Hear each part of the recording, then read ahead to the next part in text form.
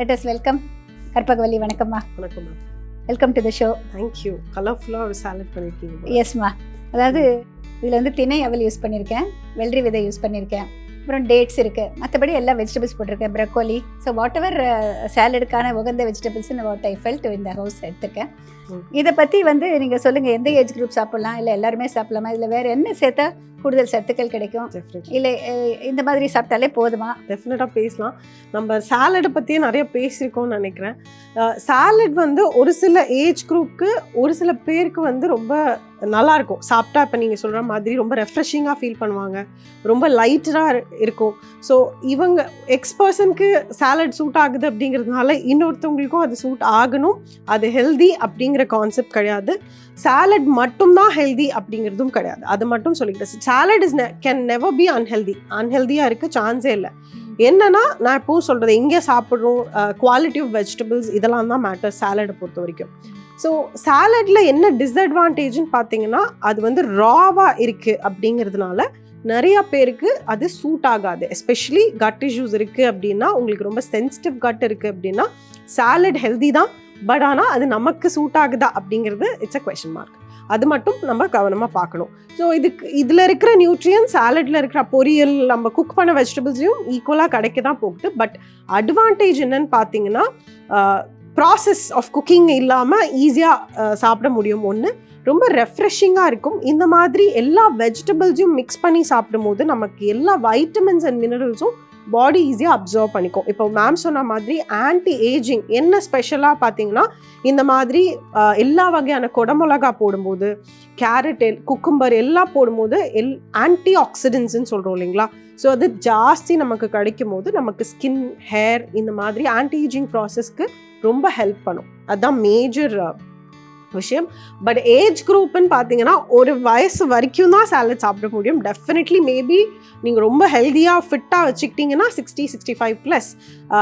அது மாதிரி இல்லை, மேபி நிறைய பேருக்கு வந்து டீத் இஷ்யூஸ் இருக்கலாம், கட் இஷ்யூஸ் இருக்கலாம். அதெல்லாம் இருந்துச்சுன்னா ஒரு 50-55க்கு மேலே பெருசாக சாலட் அப்படிங்கிறது பாடி அக்செப்ட் பண்ணிக்காது. பிகாஸ் டைஜஷன் வந்து ரொம்ப ப்ராப்ளம் ஆகிடும். ஸோ அதனால அவாய்ட் பண்ணிக்கிறது பெட்டர். பட் உங்களுக்கு வந்து கட் இஷ்யூஸ் இல்லை, டீத் ப்ராப்ளம் இல்லை, நல்லா சூ பண்ணி சாப்பிட முடியும் அப்படின்னா 65+க்கு தாராளமாக salads are very very good.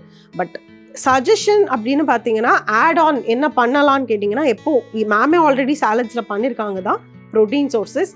முடிஞ்ச அளவுக்கு ஏதாவது ஒரு ப்ரோட்டீன் சோர்ஸ் சாலட்லேயும் முடிஞ்சால் ஆட் பண்ணி சாப்பிடுங்க. இல்லை இன்னொரு சைடில் ஒரு ப்ரோட்டீன் சோர்ஸ் இருக்குது, இது ஸ்பெசிஃபிக்காக அப்படின்னா இதுவே மோர் தென் இனஃப். அதில் ஐ திங்க் கொஞ்சம் கூட டாப் பண்ணியிருக்காங்க அவல் அண்ட் மெலான் சீட்ஸ் எல்லாம். மெலான் சீட்ஸ் மாதிரியே இன்னும் ஒரு அட்வான்டேஜ் கண்டிப்பாக இருக்குது அப்படின்னா, எள்ளில் முடிஞ்ச அளவுக்கு சாலட்லன்னு இல்லை, எல்லா ஃபுட்லேயுமே எள்ளை டாப் பண்ணிக்கோங்க. Especially women. ஏன்னா அதில் இருக்கிற கால்சியம் நமக்கு பாலில் கூட கிடைக்கிறது இல்லை. ஸோ முடிஞ்ச அளவுக்கு சட்னியில், பொரியலில், சாலடில், இந்த மாதிரி எல்லாத்துலேயுமே வந்து எல்லாம் ஸ்ப்ரிங்கிள் பண்ணி சாப்பிடும்போது நமக்கு தேவையான கால்சியம் ரொம்ப ஈஸியாக பாடிக்கு கிடைக்கும். ஸோ அதே ஒன்று தான் மேம், மற்றபடி எல்லாரும் சாப்பிடலாம். இதில் ஒரே ஒரு ஆட் ஆன், ப்ராக்லி போட்டிருக்கீங்க. தைராய்டு இருந்தால் கொஞ்சம் அதை அவாய்ட் பண்ணிக்கிறது பெட்டர். தைராய்டு இருக்கிறவங்களுக்கு காலிஃப்ளவர், ப்ராக்லி இதெல்லாம் வந்து நல்லாவே குக் பண்ணி சாப்பிடணும், இல்லைனா சாப்பிடவே கூடாது. ஸோ பிளான்ச் பண்ணாலும் சாப்பிட வேண்டாம், நல்லா குக் பண்ணி மட்டும்தான் சாப்பிடணும். ஸோ ப்ராக்லியை மட்டும் அவாய்ட் பண்ணிவிட்டு மற்ற வெஜிடபிள்ஸ் எடுத்துக்கலாம், தைராய்டு இருக்கிறவங்க மட்டும். ஓகே. இப்போ வந்து நான் வந்து ஃபஸ்ட்டு ரெசிபி வந்து ஒரு எள்ளு சேவை பண்ணேம்மா. ஒரு லஞ்ச் பாக்ஸுக்குன்னு வைக்கிறப்போ அந்த சேவையோட இந்த மாதிரி சாலட் வச்சு கொடுக்கலாமா? ரெண்டும் ஒரு டைம் சாப்பிடலாமா? தாராளமாக சாப்பிடலாம். ஸோ இதில் சேவையும் இருக்குது. ஐ மீன் கார்போஹைட்ரேட்ஸ் சேவையிலேருந்து வந்துடும். செகப்பரிசி சேவை, எள்ளு சேவை பண்ணேன். ஸோ அதான் கார்போஹைட்ரேட்ஸ் வரும் மேம், அதுதான் மேஜர் சோர்ஸ். இதுலேருந்து உங்களுக்கு ஃபைபர் கிடச்சிருது. ஓகே. ஸோ இதுலேயும் கொஞ்சம் கொஞ்சம் கார்ப்ஸ் தான் நமக்கு கிடைக்க போகுது. இதில் பெரிய லேக் என்ன அப்படின்னு பார்த்தீங்கன்னா, ரெண்டுத்துலையுமே ப்ரோட்டீன் கிடையாது. ஸோ எந்த எடுத்தாலும் ப்ரோட்டீன் இல்லை. இது ரெண்டு தான் போட்டேன். அதுவும் காம்பினேஷன் வைஸ். ஸோ கூட வந்து ஒரு பவுல் ஆஃப் பன்னீரோ இல்லை எக்கோ, ஏதோ ஒரு வெஜிடபிள், ஏதோ ஒரு சோர்ஸ் ஆஃப் ப்ரோட்டீன் இருந்துருச்சு அப்படின்னா, ஸ்ப்ரவுட்ஸ் ஆட் பண்ணிங்கன்னா இஸ் மோர் தென் எனஃப். அதுதான் பேலன்ஸ்டாக இருக்கும். மயோனேஸ் எல்லாம் போடாமல் சாலடை கொஞ்சம் ஓவர் ட்ரெஸ்ஸிங் இல்லாமல் சாப்பிடும்போது டெஃபினட்டாக அது ஹெல்தி தான். ஓகே.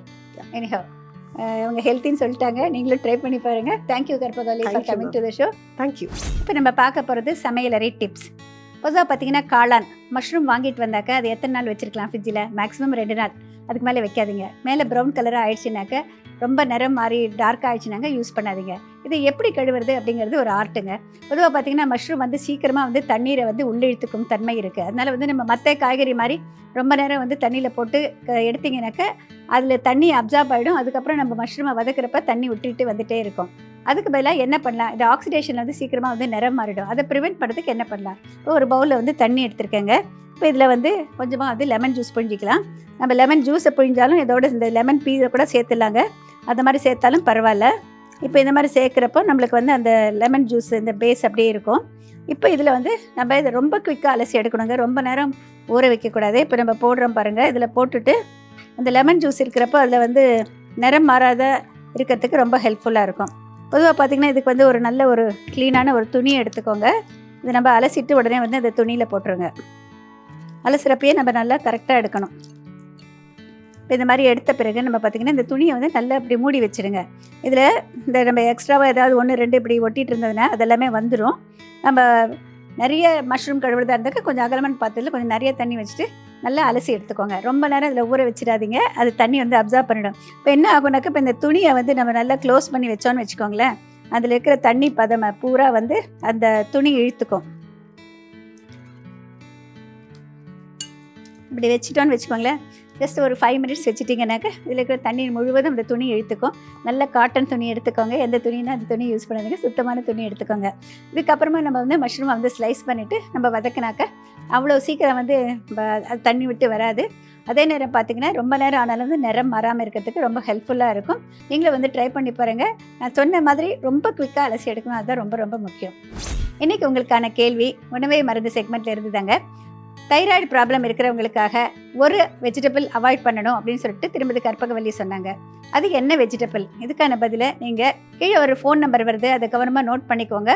உங்களுடைய ஃபோன்லேருந்து வாட்ஸ்அப் மூலமாக இந்த ஃபோனுக்கு வந்து உங்களுடைய பதிலை அனுப்பணும். சரியான பதில் எழுதியவர்களிலிருந்து 3 நபரை தேர்ந்தெடுத்து பிரதீப் என்டர்பிரைசஸ் நிறுவனத்தினர் நான் எழுதிய சமையல் புத்தகங்களை உங்களுக்கு பரிசாக வழங்குவார்கள்.